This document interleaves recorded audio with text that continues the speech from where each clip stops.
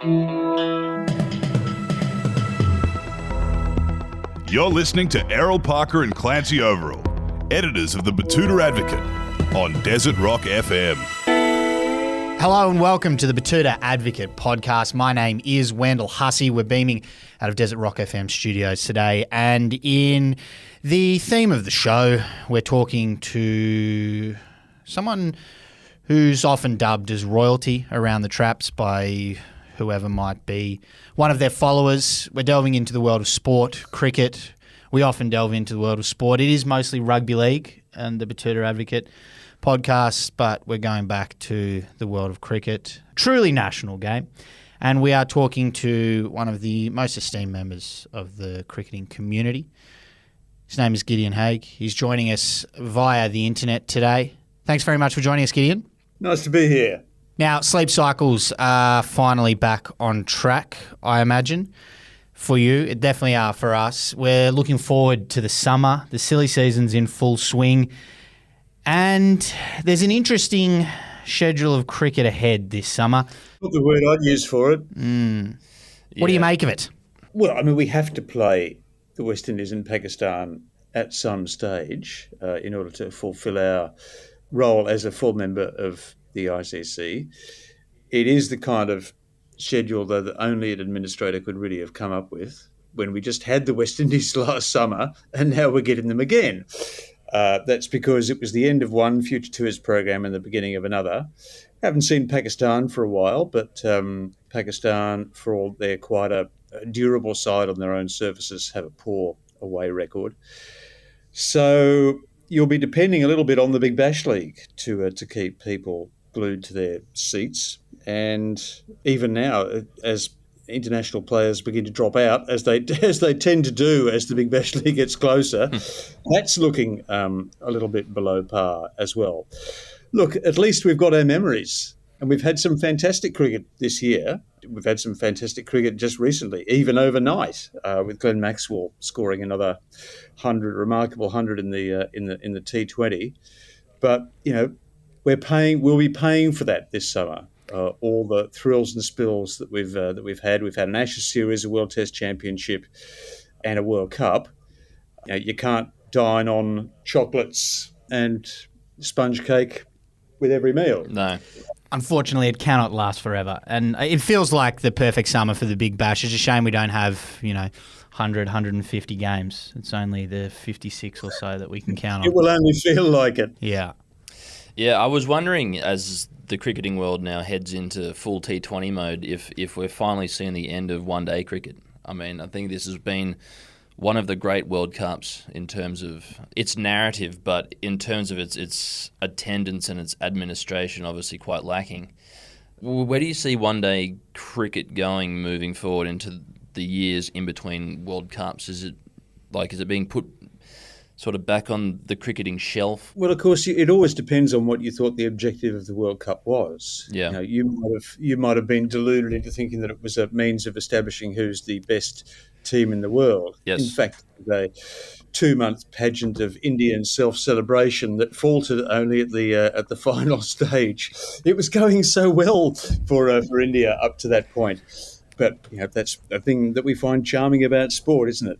It's unscripted drama, and Australia pulled off a heist at the end. I think that a couple of things that we did learn: 50-over cricket is still popular in India, and frankly, it's Indian tastes that will be definitive over the next couple of decades. Anything that involves India, regardless of the format, is going to have an audience somewhere. I think what we'll probably see is a recession in the value of cricket involving other countries. We'll get a two-speed economy. We'll get the cricket involving India and someone, and the cricket involving everybody else, with the Ashes being this kind of improbable outlier that goes on. It's the gift that keeps on giving. And in fact, in some ways, it's the envy of India. They've sacrificed their own marquee series, India and Pakistan, on the altar of politics, and they have nothing to really match the Ashes.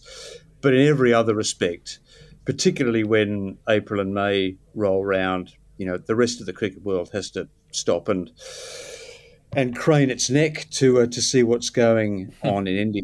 In fact, we'll be doing the same in, I think it's 19 December, when we have the next IPL auction. Every cricketer in the world will want to see what he's worth relative to the to the competition. In some ways, that the auction's as interesting as the tournament. Looking at those models, maybe is it time to start considering franchising the national teams? Should we be looking more? I've always been a big proponent of that. Like, I'd love to see, the titans of Australian sort of business and these old established mining families, putting more of a value on the Big Bash League, where having our homegrown stars like Cam Green and Glenn Maxwell head over to India to play a bit of hit and giggle that domestic audiences in Australia tend to let go by on the lazy Susan of cricket. Do you think, though, it would be the great mining houses of Australia that ended up owning Big Bash League franchises? Well, look, it could be the same as in the IPL and in the SA20 and in the IL20. Yeah, well, look, I wouldn't be sort of morally opposed to the Atlassian Stars, or the Santos Strikers, the Rio Tinto Scorchers. Well, there'd be no worse a sponsor than Aramco. What about franchising just the national teams, just not mucking around and just going, it becomes the Santos Australian men's cricket team? Obviously, some of those players who have strong opinions about that might have to fall in line, but now just our ODI team essentially becomes an arm of Santos, and it's a publicity arm for Santos, and they fall under that bracket, and Santos uses its funds to basically go out and get all the players that they can and make the franchise as strong as possible to go up against, I don't know, Barclays English cricket team. Yeah. Well, I wouldn't mind it seeing essentially follow the same model as the Japanese domestic rugby union competition, where as an ethnic Victorian, I'm not sure if you'd be abreast of that, Gideon, but basically these teams in Japan are essentially owned by giant corporations, where you've got like teams like the Toyota Sharks. The Mitsubishi Dynaboars. They can be very creative, very entertaining. Yeah, I think that as we did see with Japan moving on to sophisticate their economy in the 60s and 70s, which is something that this country of ours needs to essentially do, where our economy is underpinned by digging things out of the ground and speculating on property. It could be a move in the right direction, because it's one thing that this country does well, and that's sport. But I think we should be looking at ways that we can diversify into sport through the economy. Well, I think what we are seeing in international cricket is the forces of kind of equalisation that did exist are falling away. Back in the 1990s, although Australia was strong, there were probably 7 or 8 other nations that could beat any other nation at any given time. Nowadays, you start an international tournament basically knowing that 1 of 3 teams can win. And that's not good enough. That's not going to sustain global interest in the sport, as big as the Indian audience is. So you need some other way to remediate the colossal differences in resources between the competing nations. But of course, cricket's going in the exact opposite direction. The way in which the ICC is carving up its revenues, you could argue that India did end up winning that World Cup. They took more money out of it than anybody else. They took 38% of the monies that the ICC raised. Now, they will think that they deserve that. But of course, you can't have international cricket that basically involves one country. Yeah. And, we should be thankful, frankly, that cricket is still mandatorily 11 players per side, because God knows the BCCI will probably argue that because they contribute so much to the common weal, they should be allowed to play 15. Well, yeah. Well, there's lots of different forms of cricket that I've seen popping up around, especially in the metropolitan areas where they've got that last man stands competition where it's 8-a-side. And then they've got other forms of rugby. They've got other forms of other sports where they really cut down the numbers. Do you think that's more likely to happen than, say, a T10 competition?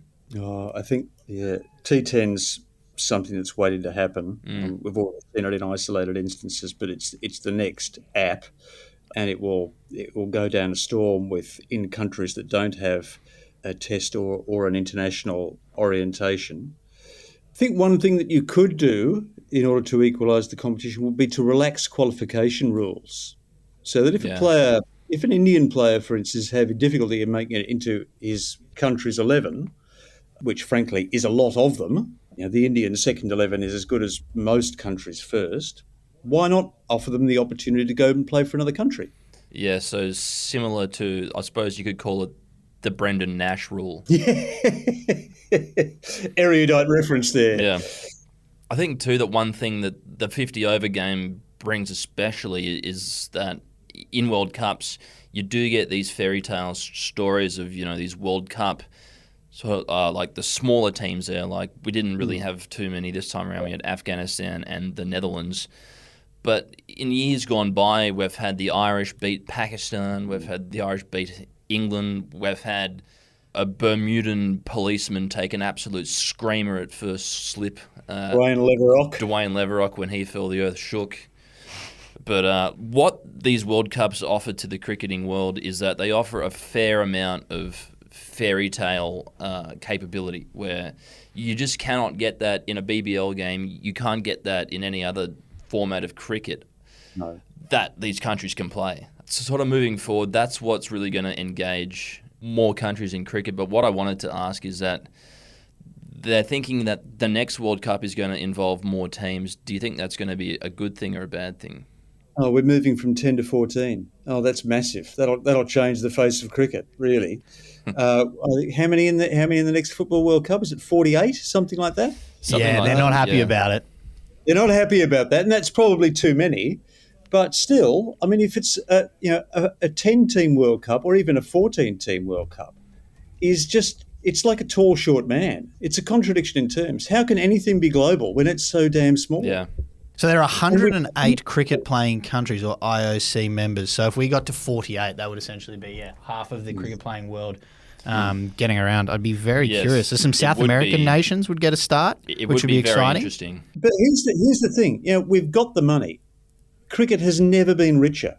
It's of course the money has never been more unevenly distributed. Yes, I was reading the other day that the Indian Cricket Board generated revenues to the tune of about $750 million, and of that, not much has gone into the game there domestically. It's essentially going into this giant organisation that's quite opaque, and no one seems to know where it's going.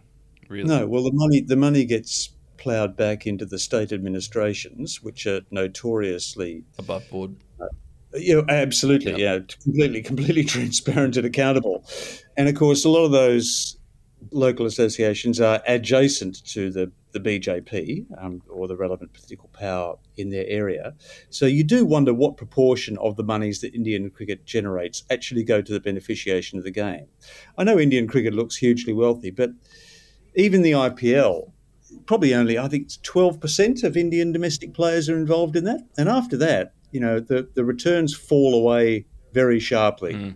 You can be an outstanding domestic batsman in Indian first-class cricket and never get a sniff of playing in the IPL. So it's a mix of rich and poor, with the rich getting richer and the poor kind of marking time. I wanted to ask Gideon, readers and consumers of your content will be familiar with the fact that you are a very big fan of the Indian Cricket Board. And vice versa. Yes, yeah. And I imagine that means a lot of Indian cricket fans are big fans of yourself. We tend to get a few emails out here and a few comments all the way in the far western corner of Queensland. How many, on average, emails might you be receiving giving you some interesting feedback from India? Well, recently when I compared the crowd at the India-Pakistan game in Ahmedabad to a Nuremberg rally, I had about 3 days of non-stop, very colourful communication, which, of course, I responded to very cordially. But do I regret it? Absolutely not. The great thing about getting a bit older and uglier is that you really don't give a shit anymore. I do quite enjoy the mashing together of certain phrases and terms that very excitable, obviously, Indian cricket fans can send our way or send anyone's way on the internet. Are there times where you might not receive any kind of feedback or fan mail for a little while, or does it kind of just keep on rolling in? Oh, in that particular instance, I think the most colourful description of me was a Jewish Nazi communist pedo. So, yeah. Yeah, there's a little Covered bit to all break down in bases. there. Not sure it makes too much sense, but there you go. No, that's Yes, I was Australian. Better than being a kangaroo shit eater, I guess. Yeah. no. I suppose if all of those things were in a line, you'd have to say bingo, wouldn't you? I guess. In terms of the buzzwords of hate, but there was one term that we became familiar with, especially following a lot of the commentary from the grade cricketer, is that this term spelled Benchod, Benchod. I think, that was a word that was used very widely in our comment section, especially for that article we did stating that Travis Head had given birth to 11 Indian men after the Cricket World Cup final, considering that he was able to silence a huge crowd of people. But yeah, look, it's a part of the job where, you've been writing about cricket now for a lot longer than we have. Yeah. What are some things you've learnt about the Indian Cricket Board that most people wouldn't know? Well, I think it's all the information is kind of public. Yeah. It's kind of stares you in the face. It's the fact that, and of course that's what Orwell said, isn't it? Sometimes the challenge is to see what's in front of your nose. They wield hugely disproportionate influence, and people are mostly afraid to call them out. I think that their adjacency to politics has, it's been acknowledged and recognised over the years, but I don't think people have quite grasped how enmeshed the BJP and the BCCI are now. Well, perhaps if they doubted it, they should have seen Narendra Modi Stadium in Narendra Modi land in April for the Test match, or indeed at the World Cup final. I thought it was egregious the way that Anthony Albanese allowed himself to be used as a pantomime prop in what was basically a political rally in that Test match earlier this year. Yeah. Richard Miles had to fill in as kind of elbow stuntman during the World Cup final. Good dig, Richard. But it is passing strange that there is this statute in the ICC Constitution that expressly prohibits or adamantly discourages political parties and governments getting involved in the management of cricket in their own country. Yeah. In fact, recently, Cricket Sri Lanka has been suspended on suspicion that it's basically an extension of the country's sports ministry. But somehow, in India's case, this is never noted. Yeah. I mean, what could be more palpably obvious? But it's. I mean, you don't want to use the expression "elephant in the room" where India is concerned. It's too much of a cliche. But certainly something that I don't know. If you're not drawing attention to that as a journalist, then what purpose do you have? Yeah, well, it is interesting, especially in India, how closely cricket is tied to politics. But observers in India could say the same thing about Australia with the appointment of Mike Baird. Yeah, well, he is as it were, a retired politician. And if you tell me there's no difference between a retired politician and a politician, I think that most politicians would want to disabuse you. The fact is that there are many serving politicians with tremendous influence and power in the way in which Indian cricket is run and the way in which its external affairs are managed, and the political, media, commercial elites in India. Well, you talk about the Santos strikers. Well, we are complete rookies. We're complete amateurs compared to them. Yeah. The animal spirits of the marketplace are alive and well in Indian cricket. I also read a couple weeks ago that in the spirit of sports washing, they're thinking of putting together some sort of cricket league in Saudi Arabia. Well, that's certainly been discussed. Yeah. mean, I think there are some logistical impediments to that, like the fact that there's no fucking cricket grounds, and there's no cricket culture. Well, about give them time. They can buy them. yeah. Well, a couple of years ago, there were no golf courses, Yeah. and now they're a leading force in world golf now. The difference would be that India's power in cricket is even stronger than the US's thrall in golf. You know, they would be coming up against in the bid for talent, they would be bidding up the price from its pre-existing high levels.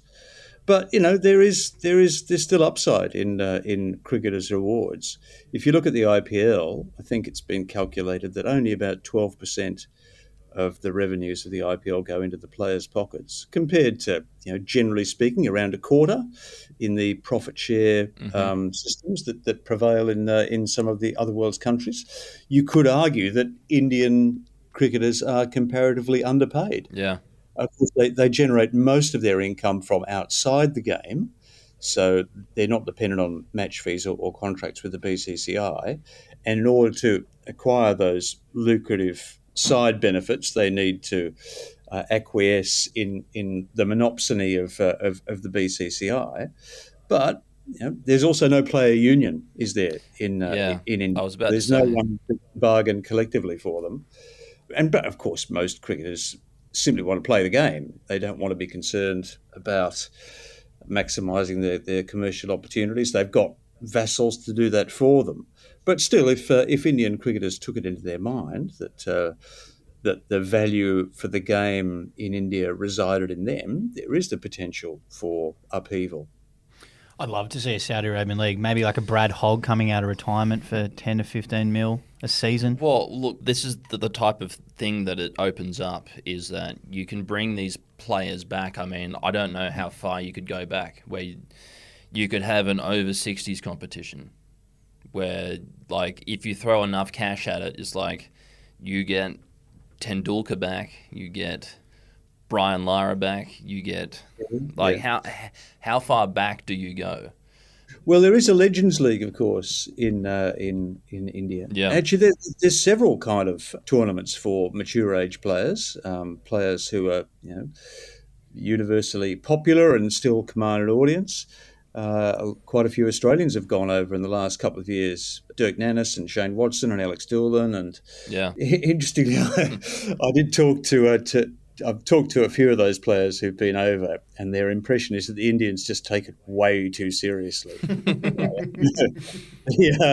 Aussies are there for a good time, and the Indians are extremely earnest. These Churchillian captain's addresses at the start of the game. That's very funny. I imagine it'd be like quite the opposite of a social league where someone who's played professionally is coming back to it. The majority of people are just like, who cares? And there's one or two people taking it seriously, but that's the other way around. Well, yeah, like having been to India a few times, I know that they love to half-ass things, but if there's one thing that they don't half-ass, it's cricket. No. It's fantastic, actually. Cricket in India is wonderfully earnest. Yes. The seriousness of the conversations you have about the game over there. You sort of keep waiting for them to laugh and say it's only a game, but it's not only a game. No. It's much, much more. I just wanted to ask quickly, what does it look like for those fringe cricketers and the cricketers below who might be playing at a provincial level who aren't getting the financial benefits from sponsorships and advertising revenue, etc.? They're not getting IPL contracts.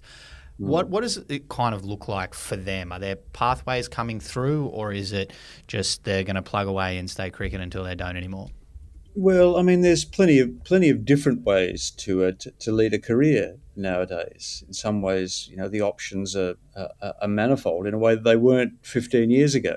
In olden times, you played for your club, then you played for your state or your province or your county, and then you played for your country. And if you didn't make it, then you probably took it into your head in your early 30s that you were going to give the game away. But you can actually play for a long time now. There's an infrastructure dedicated to keeping players fit and ready and exploiting their experience under pressure. Dan Christian is a good example of a player who probably 10 years ago thought he was finished.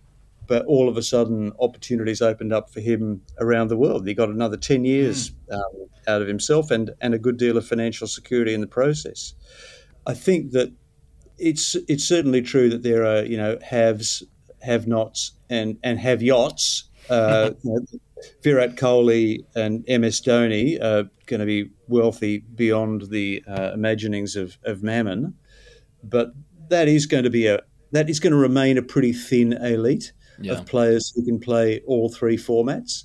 Sooner or later, I think it's going to be the case that players are going to have to make the decision about which format they specialise in, because there's no doubt if you do specialise in a format, then you get better at it, and you can potentially get a break on the competition.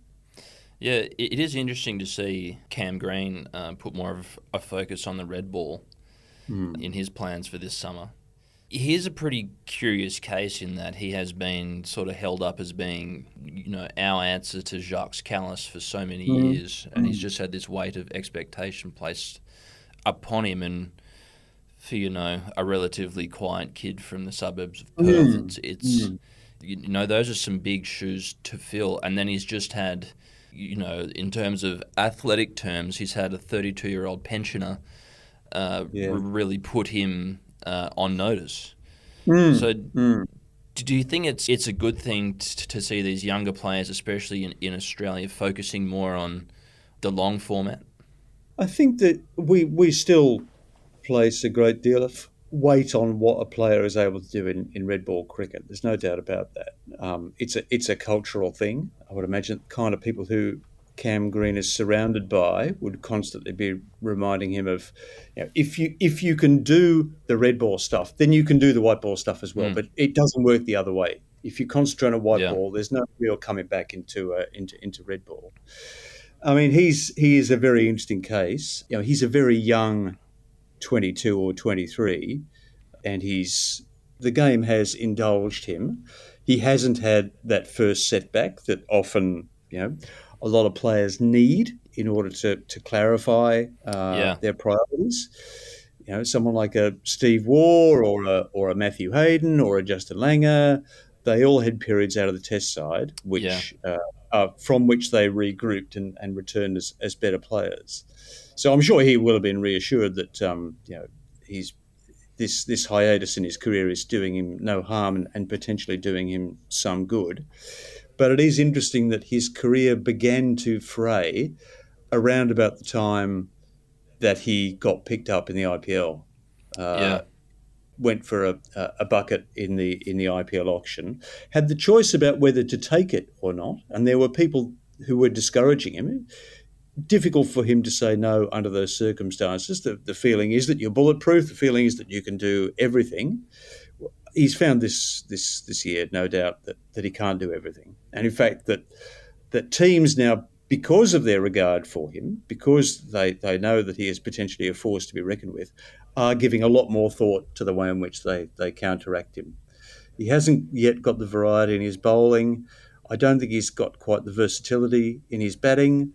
And I think there's a certain, I wouldn't say a softness, but there's a lack of resilience, which perhaps he will learn in the course of the next couple of years.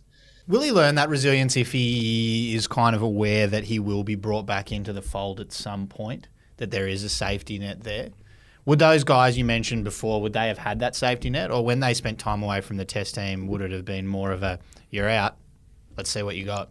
Oh, look, if you're not in the 11, it doesn't matter how much welfare, psychological assistance, managerial reassurance. Every cricketer knows that if you don't make the 11, then you might as well be the 50th bloke picked. Yeah. It's a huge difference between 11 and 12. Well, yeah, it'll be interesting to see where the selectors go in the post-Warner world. They have an absolute smorgasbord of people who've had half a chance. Yeah. And guys who are kind of half good. Yeah. you could sort of add up Marcus Harris and Henry Hunt and Matthew Renshaw, and you might have yourself a player. Yeah, exactly. Perfect farewell tour for David Warner on a home wickets against the Yes. West Indies and Well, Pakistan. Well, he's not playing the West Indies. He's only playing the first three against Pakistan. Okay. I think because the last Pakistan Test match is in Sydney, and that's the one he's got earmarked. Yeah. as his farewell. Gotcha. Well, I'm sure he'll score an absolute Yeah, ton he of has runs. been entertained more than Ian Healy was. I always thought that was just. I've always thought that was disgraceful. What they did to him, it's like he could have just played the first Test in Brisbane and had the farewell in front of his friends and his family, all the people who helped him up. But it's like, no, Ian, no. But then would Gilchrist have been able to get 149 not out in his first Test as opposed to No, his he second? probably would have got it in his second Test. I mean, like Ian could have floundered his way to 19-2, and that just that would have not changed the outcome of that Test match at all.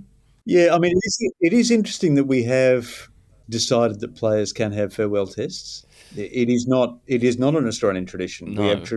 We have usually been extremely unsentimental. But I think where Warner's concerned, the problem has been that there has not been a player outside the team making a mountain of runs to push him out. There has generally been a lack of upward pressure on the Australian 11 probably for the last 10 years. Well, yeah, like last season in Shield, the top run scorer was Cameron Bancroft, wasn't it? And even he wasn't rapping on the door. No. Speaking of this summer of cricket, Captain Planet Pat Cummins has obviously came under a little bit of fire over the last few months. Given he's proven that he can go woke and essentially go and win the World Test Championship, the World Cup, he can retain the Ashes over there on English soil in convincing fashion. And he can also set the world record for the amount of heaps normal beers consumed between here and London. Seeing as he can do that, now that we have a summer ahead of us against the Windies and Pakistan, do you think he can be indulged and allowed to kind of spend some time focusing on maybe social issues he's interested in? Look, I recently cancelled my subscription to The Australian, and the one regret that I have is that I can't. They made go you to the subscribe. comment section. I did subscribe. You were I subscribed. inside the tent and they made you subscribe. I did it. It was a gesture towards the masthead. You know, I'm nothing if not loyal, but loyalty is a one-way street at The Australian. Yes. Anyway, yeah, look, I regret that I'm not able to read the lashings of humble pie being consumed. Look, I mean, the fact is that I was an advocate for him at the beginning of his captaincy. I didn't see any reason why you couldn't have a bowling captain. Perhaps I was unduly influenced by Jeff Lawson, but he'd long ago convinced me that fast bowlers were intelligent enough to hold that mantle. I didn't see a huge number of alternative candidates, frankly. And I'm also convinced that 90% of what a captain does is the stuff that we don't see. Yeah. We get overly obsessed with where square leg is standing, is short cover in the right position. A lot of it is to do with your pastoral responsibilities to your fellow players. And I think you only had to look at this World Cup to see how hard these players pulled for one another. That is a very cohesive team. A lot of experience in it. Mm-hmm. A lot of leaders to complement Pat's exertions, but the relationship between Pat and the coach, Andrew McDonald, is very solid. The relationship between Pat and Steve Smith and David Warner, very solid. The next generation of leaders in that team, potentially a Travis, potentially a Marnus, they've made big strides. Marnus as a white ball player and Travis as a red ball player.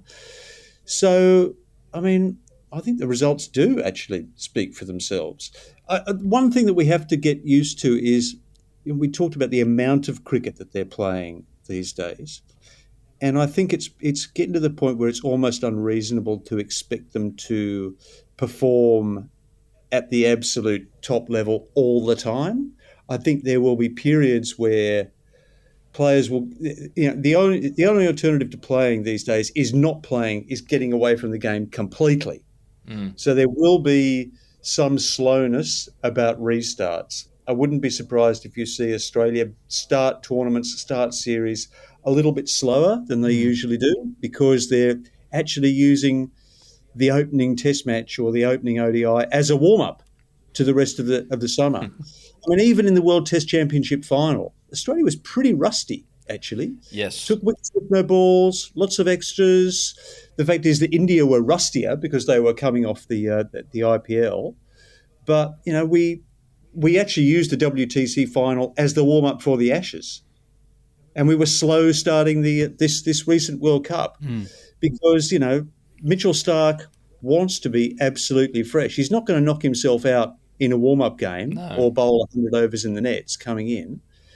He's going to rely on being slightly underdone coming into international competition. Is sabbaticals something we can look at in the world of cricket? I know ACT Senator David Pocock took a little bit of a break to go and study abroad.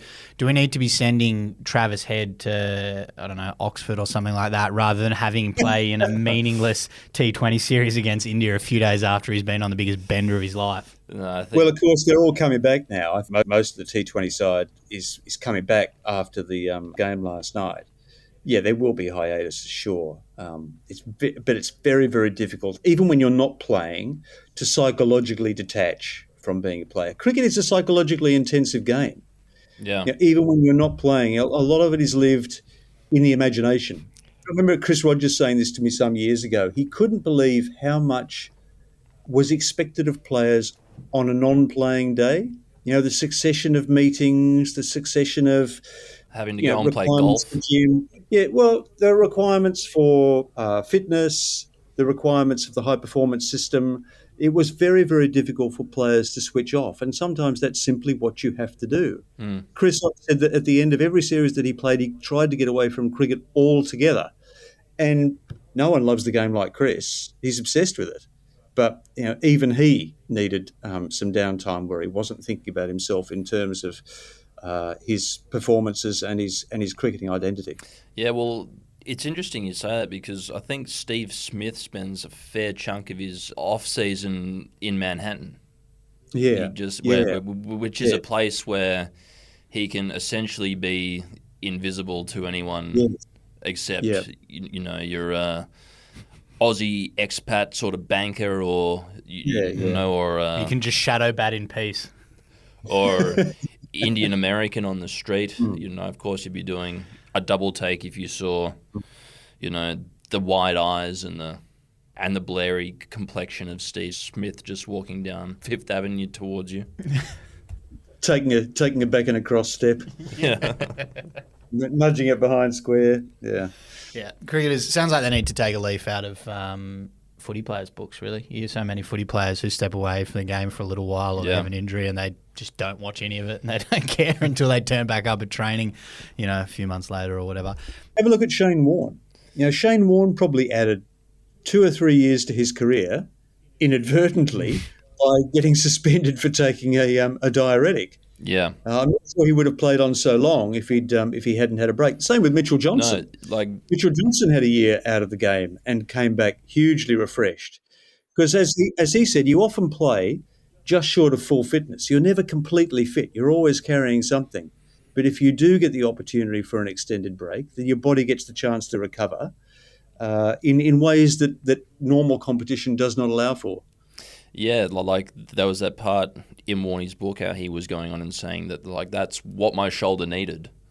Was to have about 2 or 3 months where I didn't bowl anything. I just was on the couch. And also to have the hunger grow. Because these days, the players are pretty fully sated all the time. If you are going into every game with a uniform sense of passion and commitment, then there's probably something slightly wrong with you. We can't all be Marnus, I guess. No. There was one thing I just wanted to ask before we go, Gideon, is that for a game that's captured our national attention for over 100 years, we don't necessarily see too much cricket in pop culture. There's no Australian cricket movies. There's only been an individual few scenes off the top of my head. I mean, there's that famous one where they're playing cricket in the Parkes radio telescope Yes, yep. in the dish. Yep. But other than that, you don't really see cricket in Australian pop culture that much. No, it's surprising, isn't it? Yeah. I agree, actually. I think probably two things. We're probably a little bit too serious about the game to have too much fun with it. The kind of fun that we have with it is pretty kind of, it's a bit sort of pantomime. It's a bit slapstick. Yeah, I mean the Americans have been doing it for years. Like some of they're brilliant, like brilliant. The great sporting movies are always American, but like cricket is ripe for an adaptation of the Field of Dreams. Yes, where you could have a canola farmer from regional New South Wales. He's got some of the best country, and he's like, "Oh, I've heard from the spirits above that I need to plough down all of my beautiful canola, and I need to build a cricket oval." And then he has all these people, from Don Bradman to Richie Benaud, and of course now Shane Warne, that they could all just come wandering out of this, head high canola in the middle of the night. And I think that would make a fine cricket movie. Well, it's a pretty familiar kind of career move by an American writer to write about sport. Yeah. Your Norman Mailers or your George Plimptons or your Joyce Carol Oateses or, it's not unknown for them, and it's even quite respectable for them to do so. But, in what passes for an intelligentsia in Australia, I think it's regarded as kind of being complicit with the enemy. The physical is thought to be a kind of the enemy of contemplation and reflection, but that certainly doesn't suit cricket. Funny, when a lot of intelligent people have loved sport in this country, but they have felt a little bit reluctant to show it in an imaginative or creative way. Yeah, I think that's a fair assessment.